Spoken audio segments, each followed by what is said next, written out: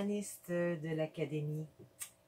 Alors aujourd'hui, je vous propose une vidéo sur l'utilisation des pianos de ce genre que j'appelle les pianos électroniques multifonctions, multi-effets.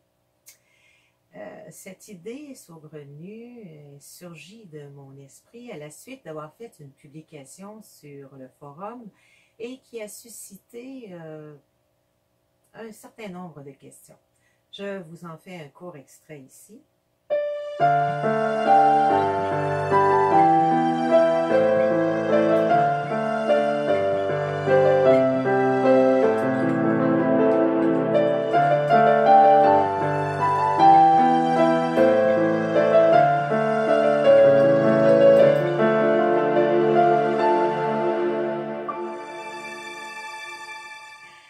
Alors, comme vous avez pu entendre, j'ai à la fois du piano et des cordes, autrement dit du violon. Et j'ai répondu par écrit à cette question sur le forum, comment j'avais réussi à faire ça.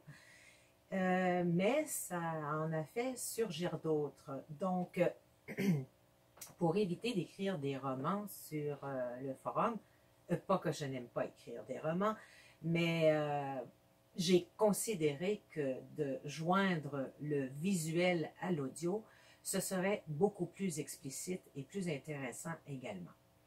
Avant d'aller plus loin, je tiens à vous préciser que je ne suis pas une spécialiste dans rien du tout. Je veux simplement partager avec vous certaines connaissances, somme toute sommaires, que j'ai développées, que j'ai acquises c'est le cas de le dire, en bûchant dans mon mode d'emploi quand j'ai eu cet appareil. Alors, le but est à la fois un partage de ma part, mais aussi de vous éviter le plus possible de vous plonger dans cette lecture ô combien passionnante, mais très technique d'un mode d'emploi. Alors, si je peux vous éviter de vous perdre dans les méandres de tout ça, ben, ça serait pour moi un plus. Alors, on y va? Allons-y, allons-y. Alors, partons à la découverte de cet instrument, en espérant sincèrement que vous voguerez sur mes mots et que je vous emporterai à bon port. Tentons de démystifier tout ça.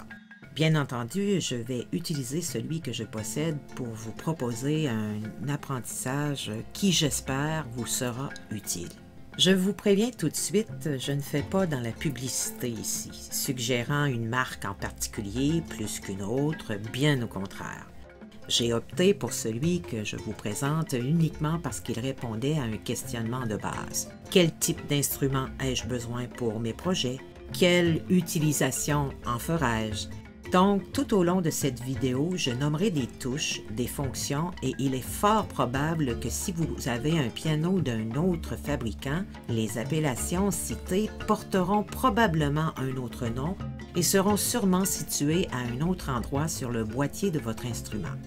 Par contre, s'il s'agit d'un piano électronique multifonction, je suis convaincu que vous vous y retrouverez tout de même puisque les fonctions dont je vais vous entretenir sont, selon moi, présentes sur les instruments de la plupart des fabricants.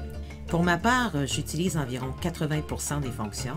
Pour le 20% qui reste, la raison est toute simple, c'est que je ne les utilise pas ou j'utilise un autre média qui me permet d'avoir les résultats dont j'ai besoin pour produire les effets escomptés. Donc, certaines fonctions seront survolées. Si de votre côté, ces fonctions seraient un must, il faudra vous référer à votre manuel d'instruction.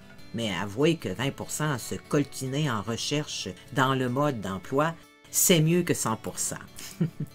Et comme je l'expliquais précédemment, il faudra sûrement que vous vous y plongiez un peu de toute façon si vous possédez un piano électronique multifonction d'un autre fabricant. Je ne dis pas non plus que les manuels fournis ne sont pas bien faits. Au contraire, ils sont très explicites, mais si vous êtes comme moi, vous préférez sûrement lire un bon roman que faire une lecture très technique. Tombons dans le vif du sujet. Je vous présente mon orchestre symphonique. Oui, oui, un orchestre sommeille dans les flancs de cet instrument qui ressemble davantage à un ordinateur qu'à un piano. S'il y a des sceptiques parmi nous, ils seront confondus du à la fin de cette vidéo. Sur cette image, vous y voyez l'intégralité des touches, boutons, cadrans, molettes, et il possède même un écran qui s'illumine lorsqu'on le met sous tension. Avant de partir en mer, on doit larguer les amarres, n'est-ce pas? Donc, avant de s'élancer à la conquête de notre cabine de pilotage super sophistiquée, petite image du panneau arrière. Ben oui, si on ne branche pas certains éléments aux bons endroits, notre bateau vient de prendre le large en nous laissant sur le pied. Voici d'ailleurs tous les éléments qui peuvent être branchés à ce panneau. Ordinateur, tablette, cellulaire, écouteurs, colonne de son, etc.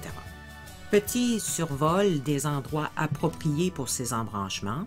D'abord la pièce maîtresse, le câble de mise sous tension qui doit être branché à la prise électrique, ça va de soi. Les prochains embranchements sont facultatifs et ne sont absolument pas indispensables. Je les cite uniquement à titre informatif. Voici l'endroit où doit être branché le câble qui reliera votre clavier à votre ordinateur ainsi que le type de câble qui est nécessaire avec ce piano. Référez-vous à votre mode d'emploi car il existe des spécificités pour la sorte de câble à utiliser et ça peut différer d'un fabricant à un autre. Également, il peut arriver que pour brancher votre piano à votre ordi, vous ayez besoin d'un pilote. Pas un pilote de bateau, là. Un pilote pour votre ordinateur s'il est comme le mien, un peu capricieux. Ça aussi, vous devrez vérifier le tout dans votre manuel. Je sais que je vous ai dit que je ferais mon possible pour que vous n'ayez pas à vous le coltiner. Mais sachez qu'à l'impossible, nul n'est tenu, alors je n'y peux rien. Embranchement suivant, la prise USB. Quel est le but de ce type d'embranchement? Tout simplement parce que vous pouvez télécharger sur la clé des pièces musicales, entre autres les vôtres, et les transporter vers un autre média. L'embranchement auxiliaire IN peut servir, le cas échéant, à brancher un cellulaire. J'ai les oreilles qui bourdonnent, car je suis extrasensoriel. Et j'entends votre question. Pourquoi? Parce qu'avec ce type de piano, vous pouvez faire jouer de la musique de votre cellulaire par l'entremise des haut-parleurs de l'instrument et jouer sur le clavier en même temps. Ça peut être un moyen d'apprentissage intéressant. C'est beau, la technologie. Vous pouvez également, à l'aide de la prochaine fiche, brancher des écouteurs afin d'être en sourdine pour l'entourage. C'est fort pratique pour ceux qui résident en appartement. Avec ce moyen, votre voisin ne pourra pas venir frapper à votre porte en disant que vous lui cassez les oreilles. Quoiqu'il ne sait pas ce qu'il manque à ne pas entendre les merveilles que vous jouez sur votre instrument. Que voulez-vous? La vie est un éternel combat. L'embranchement suivant porte le nom de Sustain et c'est réservé pour brancher une pédale. Bon, revenons à nos moutons. Nous allons passer du panneau arrière vers celui avant. Je débute d'abord par vous présenter l'écran qui s'illumine dès que je mets sous tension l'appareil.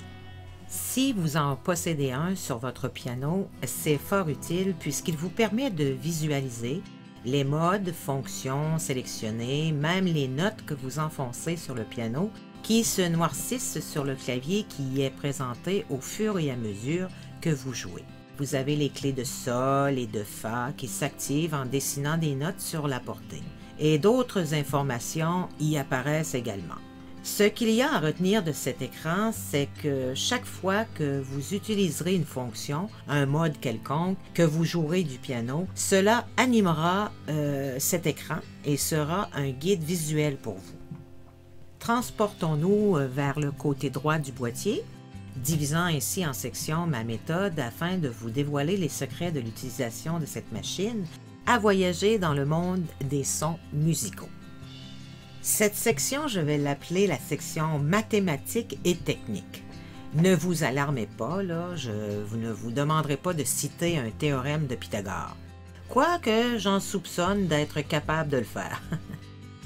Vous y voyez un cadran que l'on peut tourner vers la droite et vice-versa. Selon l'activation de certaines fonctions, le fait de manipuler ce cadran augmentera ou diminuera la valeur de l'option choisie.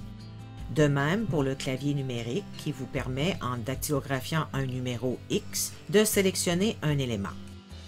En dessous du cadran, il y a une touche moins, une touche plus et le terme catégorie. En appuyant sur l'une ou l'autre des touches, vous naviguerez entre les catégories d'instruments, par exemple. Vous passerez de la catégorie des instruments à vent vers la catégorie des instruments à cordes rapidement. Mais il y a aussi les catégories de style, de chansons, de modèles, etc. Je vous expliquerai ça plus en détail lorsque j'aurai à utiliser ces fonctions. Au-dessus du clavier numérique, il y a une touche Fonction. Cette touche permet d'accéder à un vaste choix de paramètres détaillés de l'instrument et même enregistrer des réglages de façon à les sauvegarder afin de les conformer à votre goût au lieu d'utiliser ceux préréglés en usine. Autrement dit, si vous adoptez un son particulier, un style, etc., vous pourrez sauvegarder cet état de choses au lieu de le refaire à chaque fois que vous réutilisez votre piano. C'est aussi par le biais de cette touche que vous enregistrerez vos prestations sur une clé USB. Par souci de ne pas vous perdre dans la complexité des termes techniques à n'en plus finir, je n'irai pas non plus vous montrer tous les chemins puisque vous ne possédez peut-être pas ce clavier. Ils peuvent différer de ceux que j'emprunte. Alors, je survole cette fonction vous informant de ce qu'elle fait. Passons à quelque chose d'audible et qui vous captivera davantage. La fonction Music Database. La plupart des pianos électroniques multifonctions disposent d'une banque de données musicales. Qu'est-ce que ça mange en hiver, ça? Comme je le disais précédemment, un orchestre attend votre signal pour se mettre en branle. Des pièces instrumentales orchestrées, et pour votre gouverne, il s'agit de succès que vous avez entendus maintes fois, sont enregistrées dans la mémoire de votre instrument. Il en existe différentes sortes. Je m'explique là. Sur ce piano, dépendamment de la touche activée, certaines de ces pièces musicales joueront comme si on avait ouvert la radio. D'autres attendront certaines actions de votre part. D'autres serviront de professeurs. Mais toutes vous permettent de pianoter sur le clavier en même temps qu'elles s'exécuteront. Avant d'appuyer sur cette touche Music Database, je vous laisse entendre le son sur lequel l'instrument s'est positionné lorsque j'ai mis sous tension. C'est le grand piano et vous n'avez pas à le sélectionner quand vous ouvrez le piano. Prêt pour une expérience auditive? J'appuie sur la touche Music Database ainsi que sur une autre touche qui s'appelle Start Stop que j'utiliserai assez couramment, surtout quand je fais appel à des fonctions de ce type. On entend de la batterie. Je vous disais que l'orchestre attend. C'est vrai, mais d'abord, je vais jouer une petite mélodie de la main droite et je veux que vous portiez une attention particulière à ce que vous allez entendre.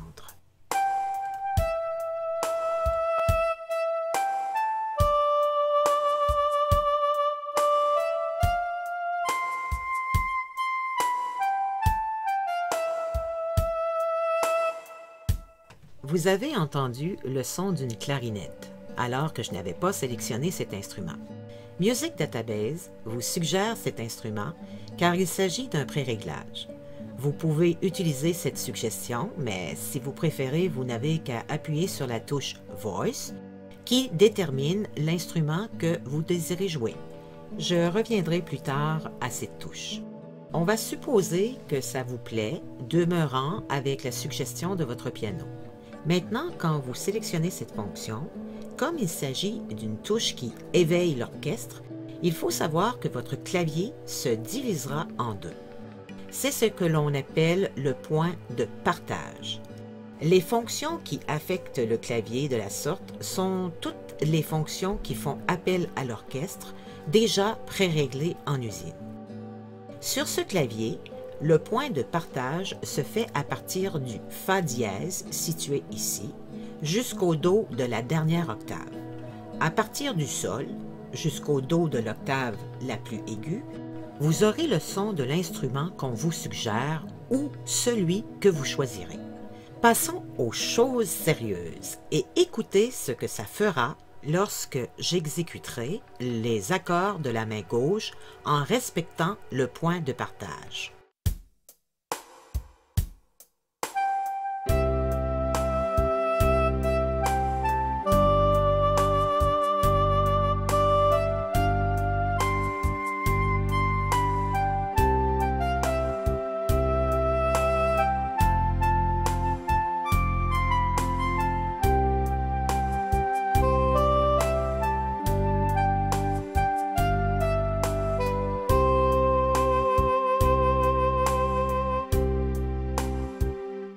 Vous avez entendu des instruments qui accompagnent la batterie et votre mélodie jouée de la main droite.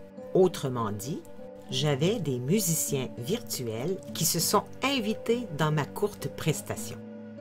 Si vous avez le contrôle sur le choix de l'instrument qui jouera la mélodie, par contre, vous n'avez pas le choix des instruments qui jouaient avec la batterie.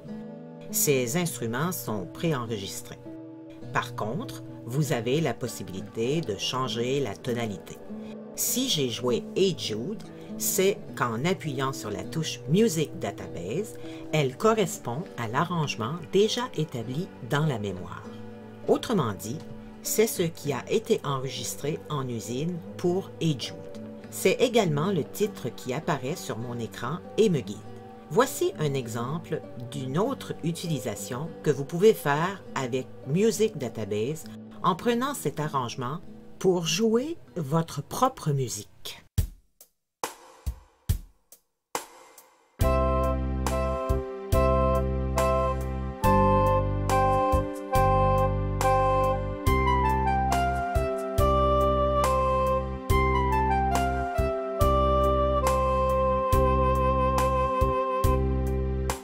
Je viens de vous faire une petite impro et si vous désirez avoir accès aux autres pièces préenregistrées dans Music Database, il vous suffit d'utiliser les touches plus et moins qui sont situées juste en bas du clavier numérique.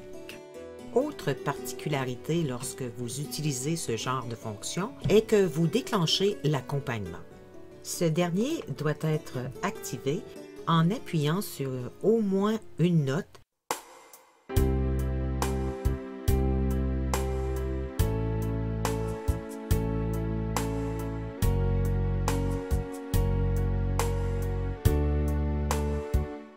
et si vous jouez en accord, ce dernier doit être plaqué et non en arpège. En appuyant sur une note, vous déclenchez l'accompagnement dans une tonalité donnée et sauf un arrangement qui s'avérerait bien particulier, votre pièce musicale deviendrait cacophonique si vous persistez à jouer en arpège. Le concret, il n'y a que ça pour démontrer quelque chose.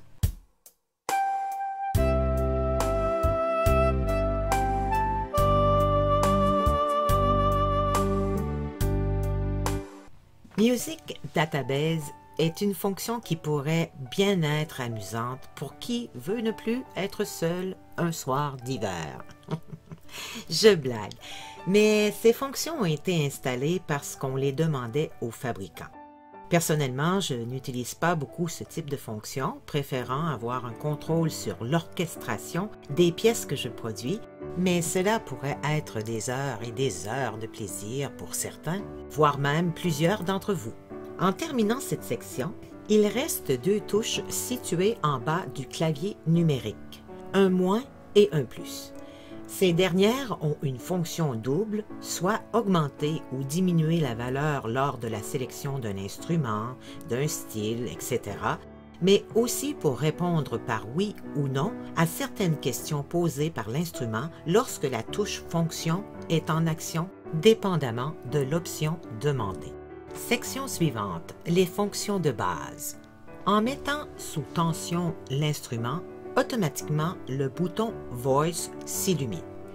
Moi, je le surnomme instrument car c'est par son entremise que vous irez sélectionner l'instrument que vous désirez. À l'intérieur de ce piano, j'ai 758 instruments et sons.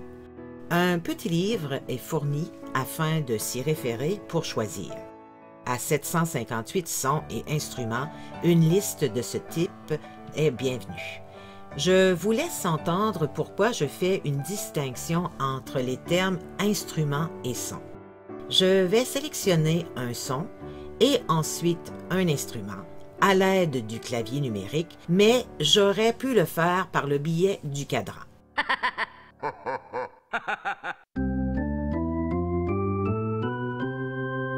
Poursuivons notre route et appuyons sur le bouton Style.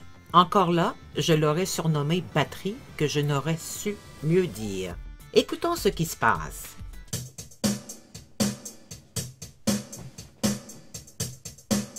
Nous avons ici un bel exemple de ce qu'on appelle communément en anglais loop ou boucle en bon français. Il s'agit d'un battement de batterie qui va jouer continuellement le même rythme. Dans le cas présent, du 4 temps à un tempo de 118. Je vous expliquerai un peu plus loin que la signature des temps et le tempo sont modifiables. Quelle est l'utilité d'entendre cette batterie? Bien, peut-être ceci.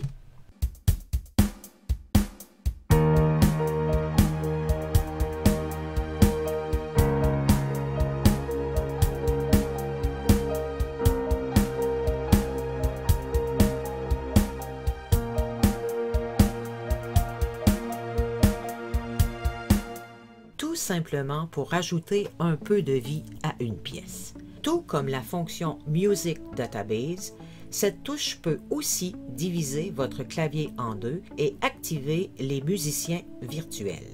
La différence ici, c'est que la fonction style ne le fait pas automatiquement, elle attend vos instructions. Pour faire court, le piano vous demande « Seulement la batterie?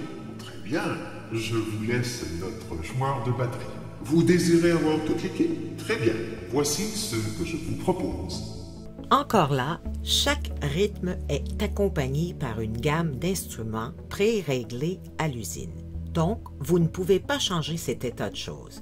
Mais vous avez le contrôle de l'instrument qui, contrairement à Music Database, n'a pas été affecté par l'activation de la fonction. Et vous avez le contrôle sur les tonalités pour l'accompagnement. Par contre, pour qu'on vous envoie toute l'équipe de musiciens, vous devez appuyer sur la touche ACMP. Elle est située ici sur mon piano, peut-être à un autre endroit sur le vôtre. Ne pas oublier les recommandations que je vous ai faites tout à l'heure lorsqu'on a passé sur la fonction Music Database. Ici, une fois ACMP enfoncée, elles sont les mêmes, c'est-à-dire appuyer sur au moins une touche pour déclencher l'accompagnement et si on désire faire un accord, il doit être plaqué. Petit exemple audible, c'est tellement mieux.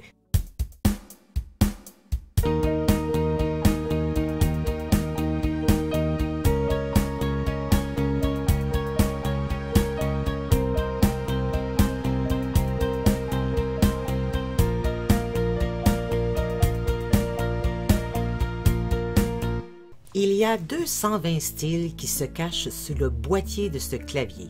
Et oui, de quoi vous garder éveillé pendant des jours.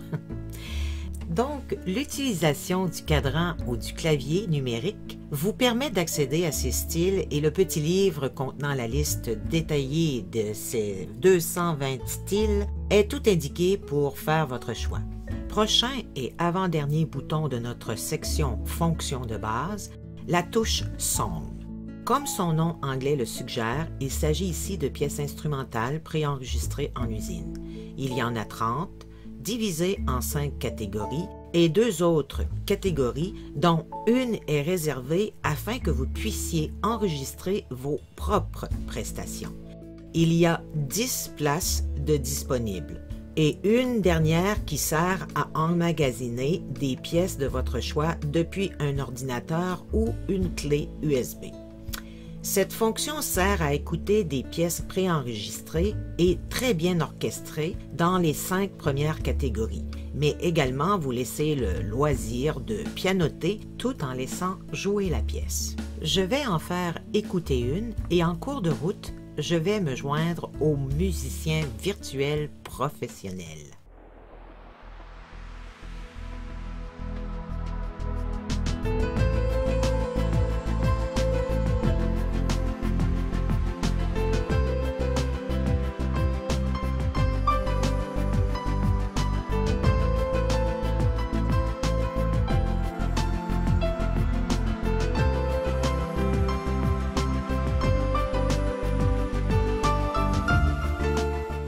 Vous avez même la possibilité d'utiliser ces pièces afin de les apprendre.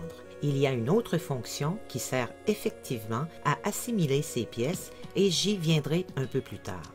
Comme précisé précédemment, le tempo est modifiable. On verra tout ça bientôt. Pour la catégorie qui contient vos propres enregistrements, cette fonction peut servir pour vous réécouter ou encore pour jouer un autre instrument que celui enregistré, ainsi qu'une autre mélodie en harmonie avec la vôtre et ainsi produire une pièce musicale plus enrichie. Sky is the limit dans ce cas bien précis. Laissez-vous porter par votre imagination, votre créativité. Je vous laisse entendre un petit extrait d'une pièce que j'ai composée et j'y ajouterai quelques instruments en cours de route.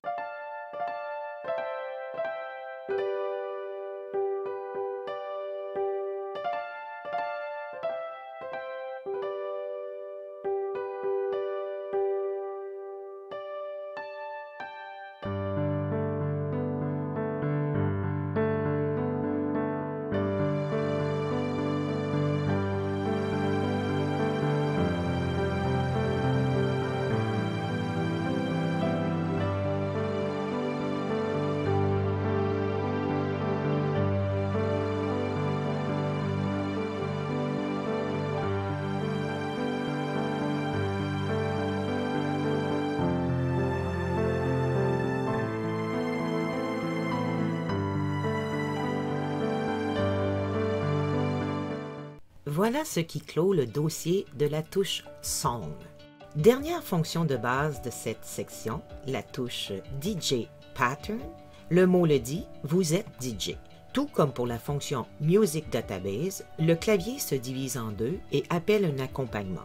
L'accompagnement joue dès que vous appuyez sur la touche Start Stop. Par contre, la partie du clavier où vous jouez la mélodie reste sur l'instrument que vous aviez déterminé au départ, contrairement à la touche Music Database. Là encore, il s'agit de boucles préenregistrées. Comme je me fais vieille, alors je vais radoter. Le tempo est modifiable. Vous pouvez rester semi-passif, c'est-à-dire que vous ne jouez qu'une note ou un accord plaqué pour changer la tonalité, ou vous devenez actif et vous jouez quelque chose de votre main droite. Une fois de plus, votre créativité est votre guide quant à la prestation que vous désirez tirer de cette fonction. Petit exemple.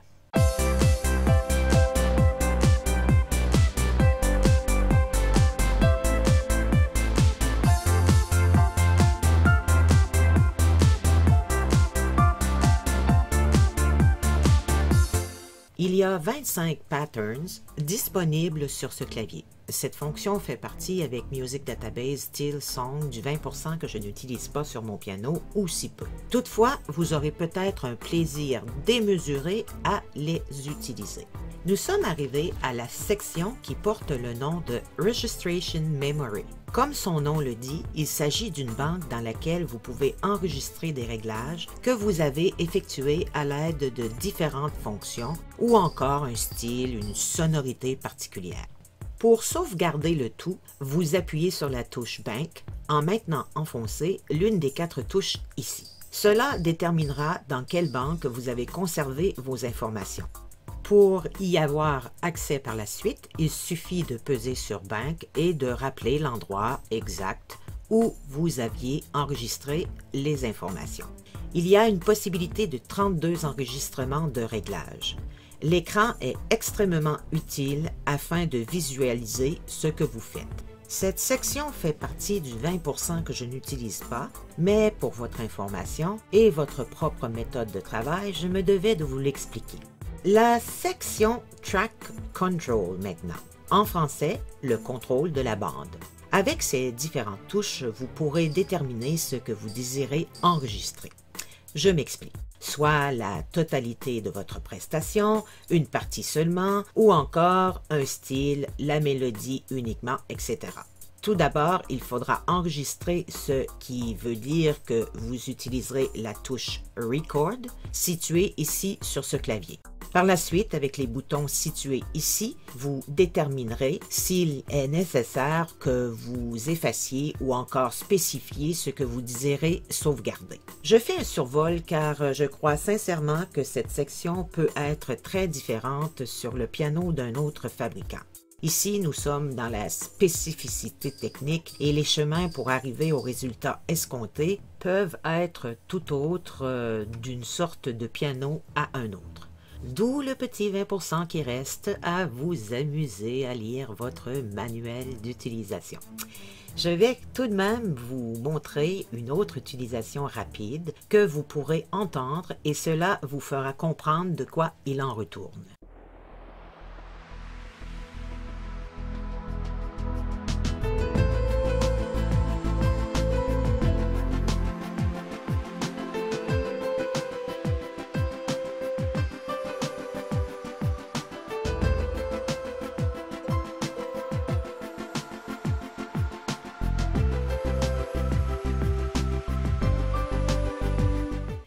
Comme vous avez pu entendre pendant ce court extrait, j'ai enlevé des instruments pour ensuite les remettre. Et ceci clôt cette section. L'autre section fait référence à la reproduction d'une boucle de manière répétée et particulièrement efficace pour les styles de dance music, hip-hop, etc. Les touches de cette section sont directement liées aux touches DJ Pattern, Song et Style décrites précédemment. Là encore, je fais un survol car cela peut différer d'un piano à un autre. Mais l'important est de savoir que vous avez la possibilité d'utiliser votre piano un peu à la mode DJ. Je vous suggère de vous référer à votre manuel car il sera plus explicite que moi à ce sujet puisque je n'utilise pas ces touches, si ce n'est la touche ACMP et Start Stop. Il y a une utilisation extrêmement simple, celle des fonctions primaires, car ces touches sont en double fonction. La fonction primaire ici est le contrôle d'avancer, reculer, mettre en pause, comme sur tout bon système de son. Quittons cette section, même si personnellement je ne les utilise pas car je trouve ces fonctions et encore plus dans le logiciel qui me permet de faire du montage musical. J'avoue qu'elles peuvent être extrêmement intéressantes. Parlons d'abord de la touche DSP. Il s'agit d'un processeur de signal numérique. Qu'est-ce que c'est ça? Ne paniquez pas, je vous explique tout de suite, vous allez voir, c'est très simple. Il s'agit d'une fonction qui permet de changer le son du clavier et ce, de différentes façons. Il y a certaines restrictions, mais là encore, je n'entrerai pas dans les détails, préférant vous référer de nouveau à votre mode d'emploi. Je vais donc appuyer sur la touche et vous faire entendre les modifications diverses. Je vais en essayer quelques-unes, en commençant par vous faire entendre le son du piano, et ensuite vous allez entendre de quelle façon le son va être affecté. Ouvrez bien les oreilles.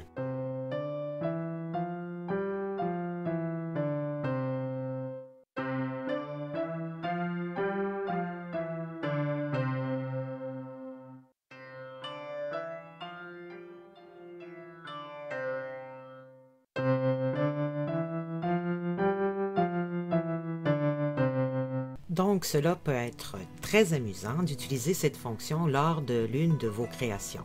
Vous aurez une touche unique. La touche suivante porte le nom Assign, donc assigne une variation de son selon vos préférences.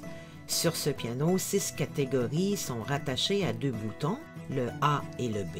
Une petite liste très explicite au-dessus de chaque bouton vous rappelle les fonctions de chacun, vous pourrez choisir les modifications de son qui vous conviennent le mieux.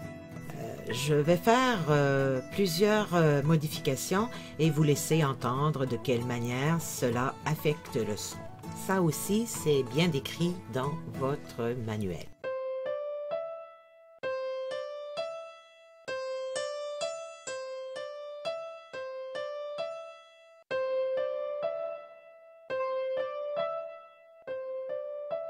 Tout dans le cas présent est question de goût, de subtilité que vous désirez donner à votre pièce musicale. Qu'ai-je dit déjà? Sky is the limit. Explorez, découvrez, amusez-vous, c'est le plus important. Maintenant, nous arrivons à la dernière section, mais non la moindre.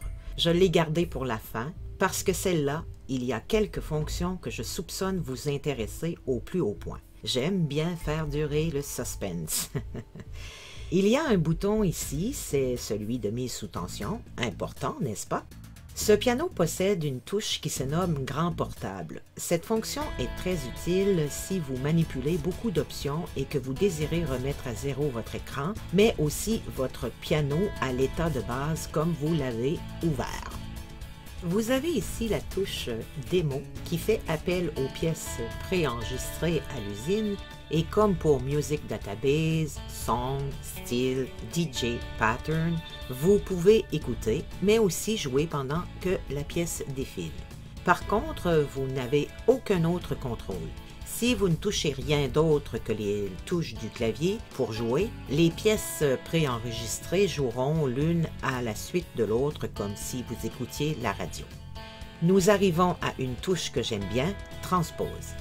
À l'aide de cette fonction, vous avez la possibilité de changer de tonalité pendant qu'une pièce enregistrée joue en appuyant simplement sur la touche. Ensuite, vous informez votre piano du nombre de tonalités que vous désirez augmenter ou diminuer. Je vous laisse entendre ce que ça donne.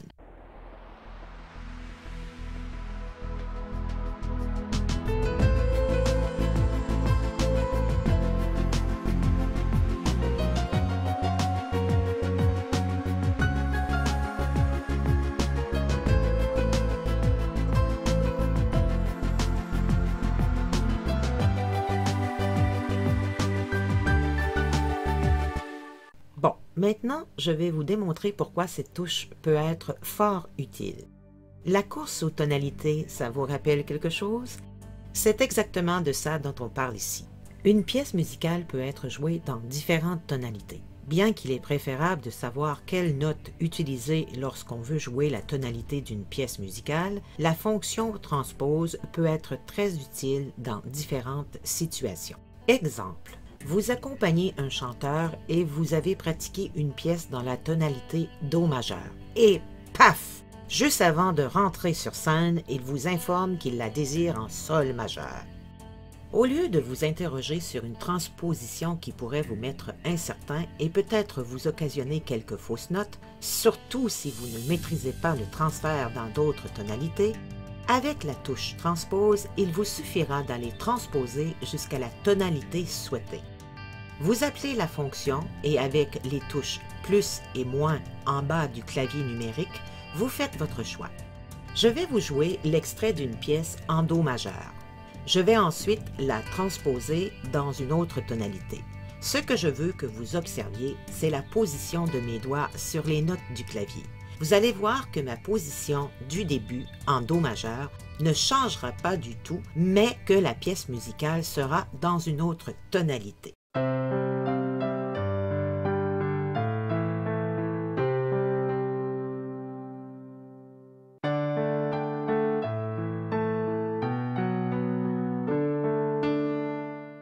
La fonction transpose ne changera pas le fait qu'il faut apprendre à jouer dans différentes tonalités, mais elle peut vous éviter quelques désagréments, surtout quand il se présente comme un cheveu sur la soupe et que vous n'êtes pas à l'aise avec le fait de transposer rapidement. Et pour l'avoir vu de mes propres yeux, je connais des musiciens émérites qui ne se cassent pas la tête et utilisent cette fonction. Dites-vous que si elle est là, c'est parce qu'elle a été demandée par les utilisateurs. Les fabricants ne mettent pas des fonctions pour que ça fait beau sur le boîtier de votre piano. L'autre fonction est le suppresseur de mélodie. Touche qui sera peut-être utile pour certains d'entre vous, bien que moi, je ne l'utilise pas du tout. Lorsque vous branchez un cellulaire, tablette ou ordinateur sur votre piano et que vous utilisez ainsi les haut-parleurs de votre instrument, vous avez la possibilité de supprimer la mélodie de la pièce musicale ou d'en réduire le volume. Pourquoi? Afin de vous exercer à jouer la pièce musicale tout simplement. Peut être utile si vous décidez d'utiliser ce moyen d'apprentissage. Passons à une fonction qui vous servira à apprendre une pièce musicale directement sur votre piano. La fonction « Leçon ». Vous choisissez une chanson proposée avec la touche « Song » ou une pièce que vous avez transférée par le biais d'un cellulaire et autres. Ensuite, vous désactivez les parties de la pièce en utilisant les touches de la section « Contrôle » de la bande vue précédemment. Dans un premier temps, vous n'aurez qu'à écouter et si vous disposez d'un écran, vous pourrez observer les notes jouées. Dans un deuxième temps, la leçon 2, qui correspond au timing, soit la synchronisation, appliquez-vous à jouer les notes en tentant de respecter le tempo. Si vous faites malencontreusement des fausses notes, seules les bonnes retentiront. Dans un troisième et dernier temps, leçon 3, vous serez en mode attente. En vous aidant des notes qui apparaîtront à l'écran, jouez. La pièce musicale ne jouera pas si vous faites une fausse note, en attente de la bonne note. Le tempo s'adaptera à votre rythme. Ça peut être un moyen d'apprentissage qui pourrait vous intéresser. Alors profitez-en si votre piano en dispose. Personnellement, je préfère apprendre une pièce à l'oreille ou à l'aide d'une partition, mais il n'y a pas de mauvaise méthode à mon avis. Pour la touche suivante, je passe rapidement, c'est la touche Record et je vous ai expliqué que vous disposiez d'une plage de 10 places afin d'enregistrer vos prestations. Bon, nous arrivons maintenant aux touches métronome et tempo. Ces deux touches fonctionnent de pair, je m'explique. La fonction métronome permet de déterminer le rythme à adopter sur une musique. Il suffit d'appuyer sur cette touche pour entendre le métronome battre la mesure. Mais encore faut-il battre la mesure sur la bonne signature de temps. Il faut savoir que sur les partitions musicales, la signature du temps est inscrite à l'armature, comme ici. Vous avez un 3-4, un 4-4 et un 6-8 donnés à titre d'exemple. Supposons que vous désirez jouer une pièce musicale dont l'armature indique 6-8. Il suffit d'appuyer sur la touche métronome, de la maintenir enfoncée jusqu'à ce que l'on voit à l'écran « Signature de temps N » comme note et vous indiquez 6. Appuyez ensuite sur le plus à côté du mot « catégorie » de la section que j'ai appelée « mathématiques » et vous verrez « signature temps D » comme dénominateur. Il ne vous reste qu'à indiquer 8. Donc, pour changer la signature du temps, il suffit de garder la touche métronome enfoncée et d'aller faire les changements qui s'imposent. Je vous laisse entendre la différence du battement de mesure entre un 4-4 et un 6-8.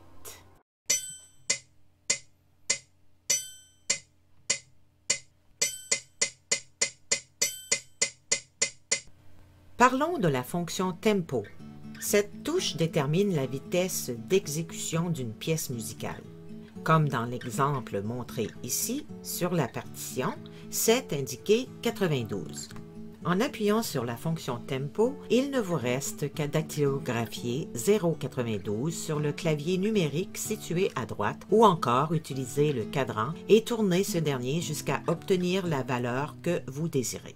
Je vous démontre par le biais du métronome quelques variations de tempo.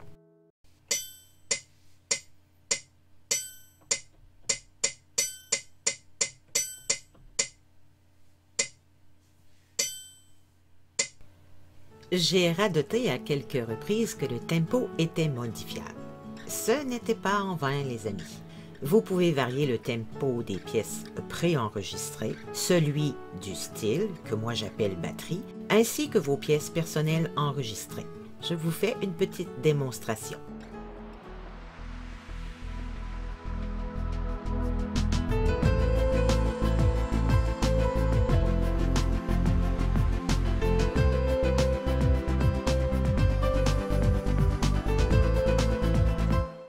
Maintenant, j'arrive à la section des touches spéciales. J'aime bien garder le meilleur pour la fin, car ces fonctions sont géniales à bien des points de vue. Il s'agit de touches à double fonction. Elles se situent juste en dessous de l'appellation « Contrôle des voix », autrement dit « Contrôle des instruments ». Commençons avec la fonction « Split ».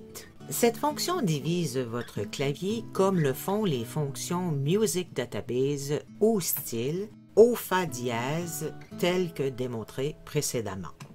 Selon l'instrument que vous avez choisi, dans le cas présent pour cet exemple, je suis en grand piano, votre appareil déterminera un instrument pour la deuxième partie du clavier. Je vous fais entendre ce que ça donne la fonction Split.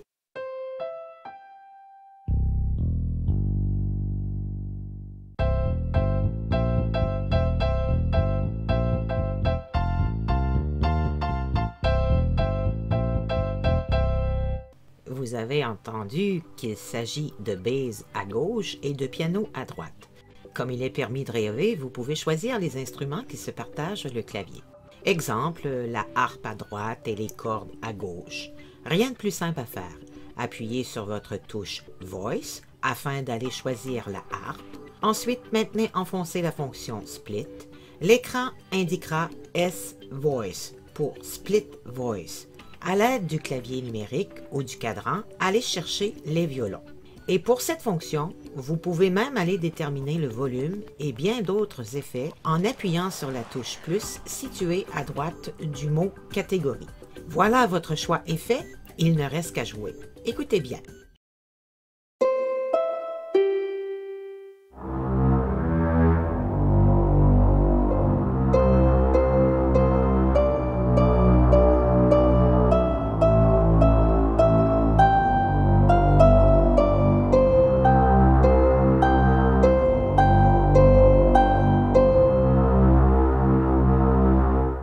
Voilà une fonction qui pourrait vous être utile pour vos projets musicaux. Donc, résumons. La fonction Split vous permet de jouer deux instruments sur un seul clavier en le partageant en deux à partir du Fa dièse, le même point de partage que pour les fonctions vues précédemment, Music Database et Style. Le point de partage utilisé au cours de cette vidéo est celui qui était pré-réglé à l'usine. Vous pouvez le modifier en utilisant la touche ACMP. En la maintenant enfoncée, vous irez déterminer à quel endroit sur le clavier vous désirez avoir cette division. Sélectionnons maintenant la fonction Dual. Selon l'instrument que vous aurez choisi par le biais de la touche Voice, le piano déterminera un autre instrument pour jouer en duo. L'instrument sélectionné par le biais de la fonction Voice est le grand piano pour l'exemple qui va suivre.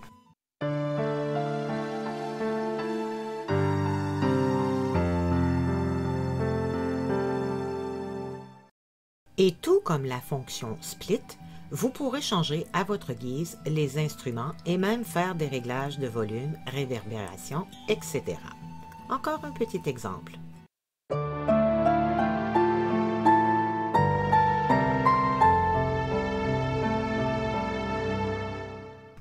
La différence de la fonction Dual avec celle de Split est que vous jouez sur votre clavier deux instruments simultanément. Tout le clavier est en duo. Chaque note que vous ferez sera à la fois, comme dans l'exemple, en harpe et violon. Ces fonctions peuvent agrémenter vos pièces musicales et du fait même ajouter une touche personnalisée à vos créations. L'avant-dernière fonction de cette section est la touche Harmonie. Une fois de plus, vous pouvez ajouter un effet particulier à votre musique en jouant en harmonie ou encore en trémolo ou en écho. Même principe, appuyez sur la touche Harmonie pour lancer la fonction et maintenez-la enfoncée pour choisir ce que vous désirez. Voici un exemple.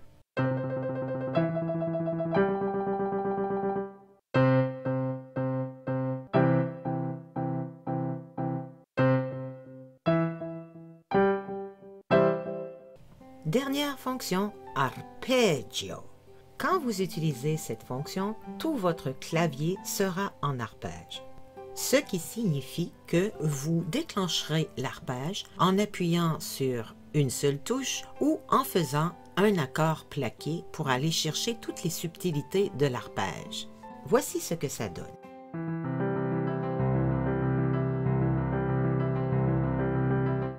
Au risque de me répéter, savoir jouer différents types d'arpèges et comme pour le reste en piano, c'est utile. Donc, aucune fonction ne devrait vous empêcher de progresser dans votre apprentissage si vous êtes débutant. La fonction arpeggio peut vous aider à fignoler une petite touche spéciale dans vos prestations.